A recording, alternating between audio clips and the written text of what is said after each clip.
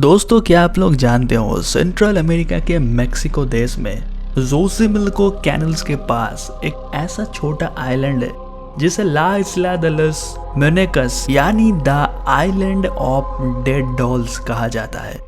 इस आइलैंड में thousands of doll को पैर में टांग के रखा जाता है। आखिर इसका वजह क्या है और इस जगह को the island of the dead dolls क्यों कहा जाता है, आइए जानने की कोशिश करते हैं इस मिस्ट्री वाले वीडियो में।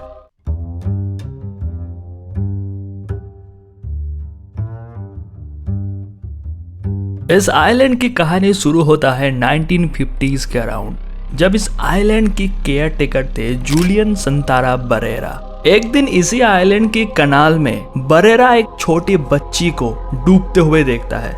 बरेरा उस बच्ची को बचाने की कोशिश तो करते हैं, लेकिन आखिरकार बचा नहीं पाते। लेकिन अगले ही दिन उसी जगह पे जहाँ पर वो बच्ची डूबी थी, वहाँ पे एक अजीब सा डॉल वाटर में फ्लोट कर रहा था। पानी में फ्लोट करते हुए इस डॉल को देखकर बरेरा बहुत ही ज्यादा शॉक हो गए, क्योंकि बरेरा थोड़ा पुराना ख्याल के आदमी थे और वो डेविल्स, ब्लैक मैजिक, कर्स, इन सब चीजों को बहुत ही सीरियसली लेते थे। इसी वजह से बरेरा उस डॉल को पानी से उठा के एक पेड़ में हैंग कर देते हैं, इसी आशा में ताकि उस लड़की की आत्मा को शांति मिले। डॉल को हैंग करने के बाद बरेरा को ये लगता है कि कोई भी डेविल्स या फिर कोई भी कर्स अब नहीं फैलेगा इस आइलैंड में, लेकिन ऐसा नहीं होता। असली कहानी उसकी एक दिन बाद से ही शुरू हो जाता है।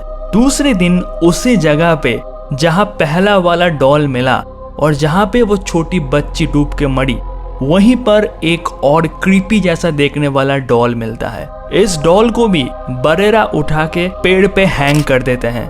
उनका ये मानना था कि इस दूसरी डॉल को भी हैंग करने से ये कर्स हमेशा हमेशा के लिए खत्म हो जाएगा, लेकिन ऐसा कुछ भी नहीं होता। करीबन 50 साल तक एक के बाद एक 100 से लेकर 1000 डॉल क्रीपी हालत में पाया गया इसी आइलैंड की कनाल के आसपास। बरेरा हर एक डॉल को अलग अलग पेड़ में हैंग करके रखते हैं।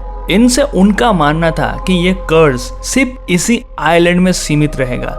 लेकिन मिस्टीरियस चीज तब होता है जब 2001 में बरेरा की अचानक मौत हो जाता है। ये मौत बहुत ही अनसर्टेन था और बहुत ही ज्यादा मिस्टीरियस भी था, क्योंकि बरेरा की बॉडी वहां पर ही फ्लोट कर रहा था जहां पर वो सारे डॉल्स और उस छोटी बच्ची का डूबने से मौत हो गया था। असल में साल 2001 में बरेरा का नेफ्यू एनास्तासियो वेलेस्को उस आइलैंड में आते हैं अपने अंकल के साथ पम्पकिन सीड्स उगाने के लिए।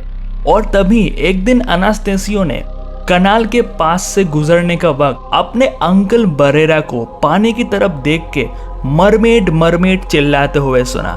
जब एनास्तासियो ने बरेरो से पूछा तो उन्होंने बताया कि इस कैनल में मरमेड्स रहते हैं।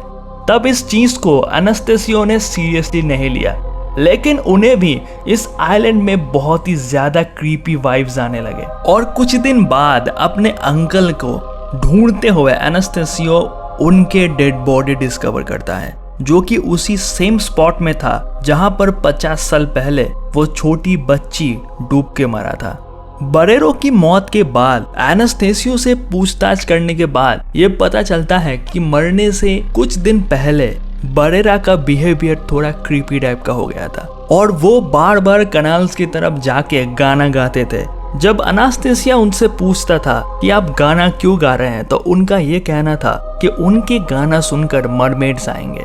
अल्टीमेटली इन्वेस्टिगेशन के बाद भी पुलिस को कुछ भी पता नहीं चला और कुछ सालों तक इस जगह को बंद रखा गया, लेकिन अल्टीमेटली धीरे धीरे ये जगह फिर से खुल गया। आज के टाइम में ये जगह मेक्सिको के one of the famous tourist spots में एक है। अगर आप इस जगह पे जाओगे तो आपको आज भी हजारों पैरों में हजारों क्रीपी डॉल हैंग हालत में मिलेगा और इस जगह को दुनिया के मोस्ट हॉन्टेड प्लेस में टॉप 10 के लिस्ट में रैंक किया जाता है।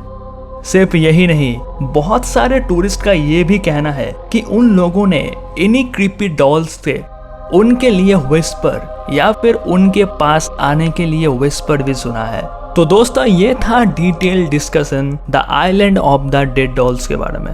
अगर आपको ये वीडियो पसंद आए तो इस वीडियो को लाइक, कमेंट, सब्सक्राइब जरूर कीजिए। मिलते हैं किसी और टॉपिक के साथ किसी और वीडियो में। तब तक के लिए बाय।